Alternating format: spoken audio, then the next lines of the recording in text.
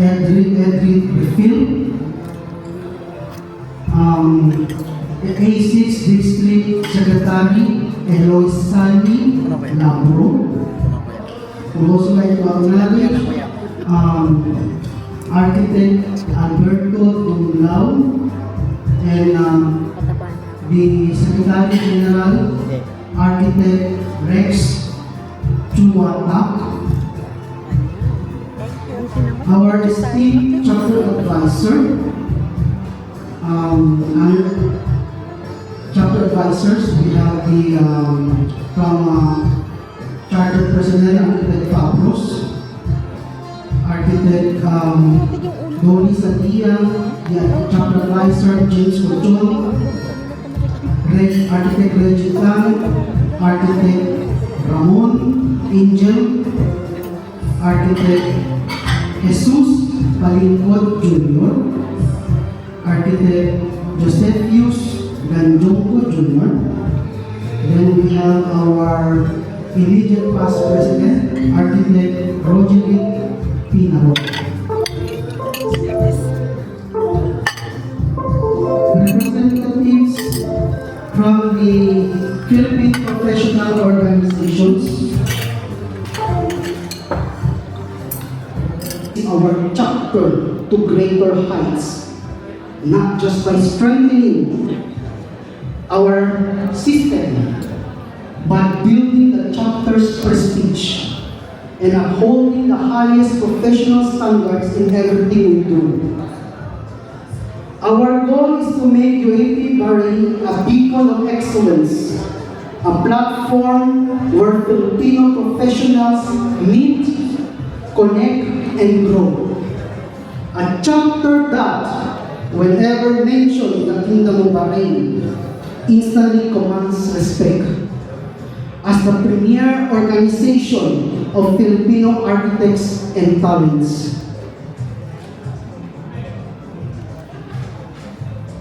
And because words alone cannot fully capture the breadth of our direction, on behalf of my fellow officers and team, allow me to present something that will speak more clearly.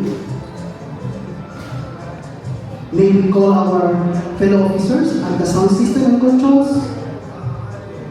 As President of the United Architects of the Philippines Bahrain chapter, it is my honor to share our vision, mission, and goals for fiscal year 2025-2026. This year, we embark on a journey of unity, growth, and excellence. We will strengthen camaraderie through team building rooted in Filipino traditions and advance our profession with masterclasses in design, leadership, management, emerging technologies, and public speaking. We will showcase our strength in sports while deepening our commitment to civic service through community projects, environmental stewardship, educational outreach, and collaboration with the Philippine Embassy and Filipino organizations in Bahrain.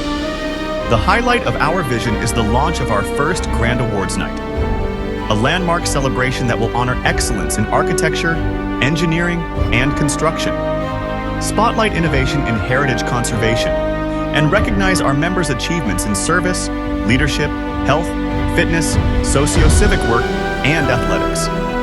This will be a world-class event, elegant, transformative, and inspiring, uniting architects, engineers, contractors, consultants, and dignitaries in one remarkable evening.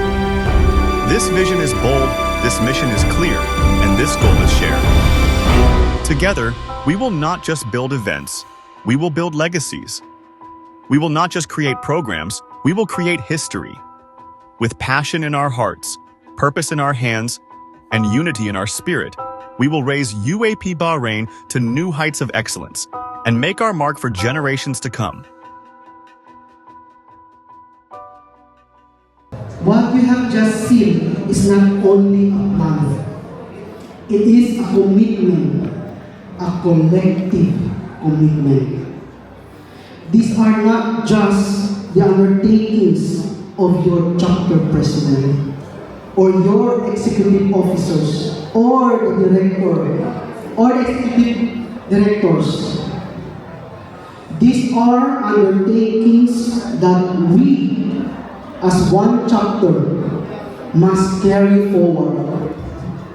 Our success will depend not on a single person, but on the active participation of each and every one of us.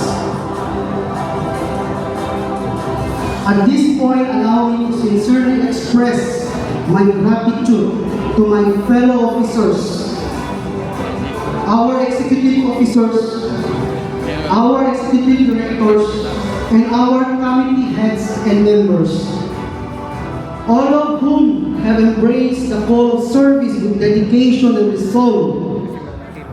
Your willingness to dedicate time, energy, talent for growth of this chapter is the very reason why I am confident in our journey ahead.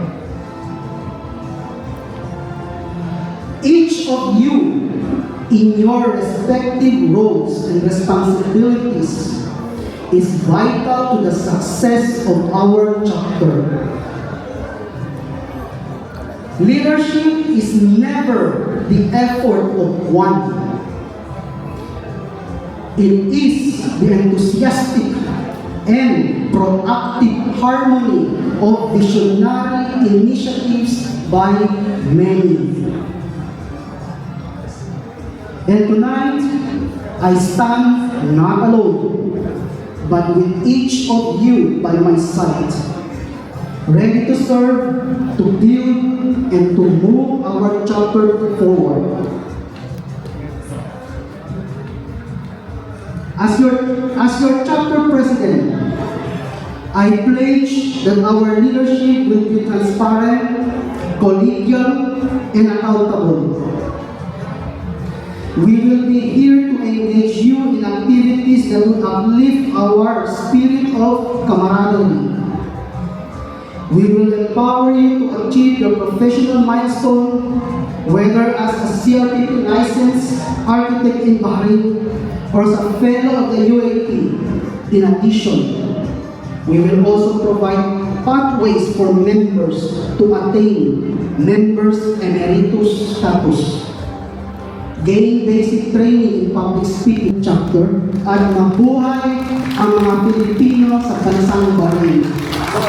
Maraming salamat, salamat, daghan salamat, muchísimas gracias a todos.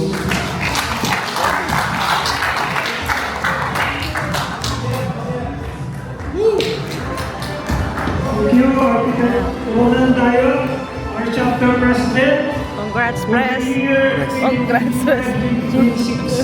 Good job, good job. Thank you for your inspirational message.